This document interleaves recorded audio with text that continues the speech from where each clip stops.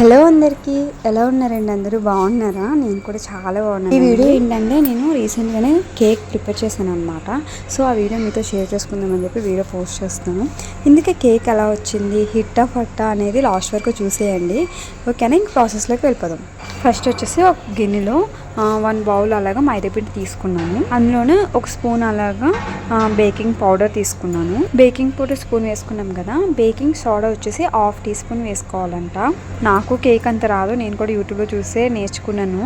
So అందుకే ఇవి last వరకు చూసేయండి. తర్వాత ఒక మిక్సీ జార్ తీసుకొని అందులో ఒక కప్ అలాగా షుగర్ వేసాను అనమాట. షుగర్ మొత్తం కూడా ఇలాగ పౌడర్లా గ్రైండ్ చేసేసుకొని అందులోకి ఒక కప్ వరకు అలాగా సన్ఫ్లవర్ ఆయిల్ అయితే వేసుకున్నాను. ఇందులోకి ఒక 2 ఎగ్స్ అలా కూడా వేసుకున్నాను. వేసుకుంటే 3 కూడా వేసుకోవచ్చు. నేను 2 ఎగ్స్ అలాగే ఒక పించ్ ఆఫ్ అలాగా salt and table spoon of vanilla essence వేసుకున్నాను. అయితే ఇక్కడ నేను మిల్క్ యాడ్ చేయడం మర్చిపోయాను అనమాట. మిల్క్ యాడ్ చేయకుండా ఇలా మిక్సీ వేసేసుకున్నాను. ఇప్పుడు ఇందులోకి బ్యాటర్ అండ్ పాలు కూడా యాడ్ చేసేసుకుంటున్నాను. ఆ బ్యాటర్ అనేది ఇలా పల్స్గా మంచిగా రావాలి. తర్వాత పాలు కూడా యాడ్ చేసుకొని మంచిగా ఒకే వేలో మిక్స్ చేసుకోవాలంట. ఇలాగే విస్కర్తో ఒకే వేలో మిక్స్ చేసుకున్నాను. మంచిగా ఒక రిబ్బన్ స్ట్రక్చర్ ఎలా ఉంటుందో అలా మెత్తగా పలుచగా రావాలి. ఇంతకీ కేక్ అనేది హిట్టా ఫట్టా అని ఎందుకు అన్నాను అనేది లాస్ట్ వరకు చూసేయండి. మంచిగా వచ్చింది, కాకపోతే చిన్న మిస్టేక్ చేశాను అనమాట.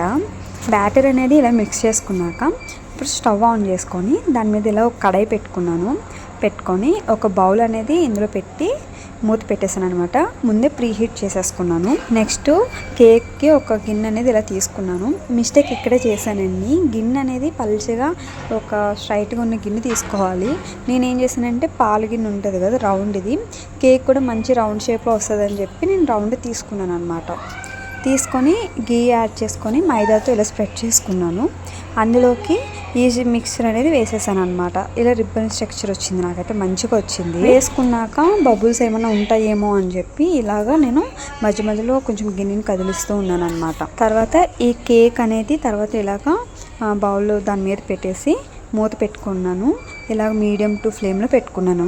ఒక 50 మినిట్స్ తర్వాత వెళ్ళి చూస్తే కేక్ అనేది ఇలా మంచిగా ఉబ్బింది, మంచిగా వచ్చింది అన్నమాట. టేస్ట్ కూడా చాలా బాగా వచ్చిందండి. కాకపోతే మిస్టేక్ వల్ల ఆ గిన్నె అనేది నేను మంచిగా తీసుకోకపోవడం వల్ల కేక్ అనేది అడుగు మాడిపోయింది అనమాట. కాకపోతే మంచి స్ట్రక్చర్ వచ్చింది, మంచిగా మెత్తగా వచ్చింది, స్పాంజ్ లాగా.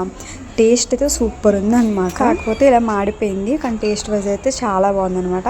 నెక్స్ట్ ఇంకోసారి మళ్ళీ ట్రై చేస్తాను. ఒకసారి పోయిందని చెప్పి మళ్ళీ వదలకూడదు కదా, మళ్ళీ ఒకసారి ట్రై చేస్తాను అనమాట. మా వాళ్ళైతే కేక్ అయితే అస్సలు వదలకుండా తినేసారు, ఎలా వచ్చినా కానీ. టేస్ట్ అయితే చాలా బాగుంది. ఇంకా కేక్లో ఏమైనా మిస్టేక్ చేశానేమో నాకు కామెంట్ చేయండి. నాకేమైనా సజెషన్ ఇస్తారా ఇవ్వాలి అనుకుంటే నాకు కామెంట్ చేశాను. ఓకేనా? Please do subscribe.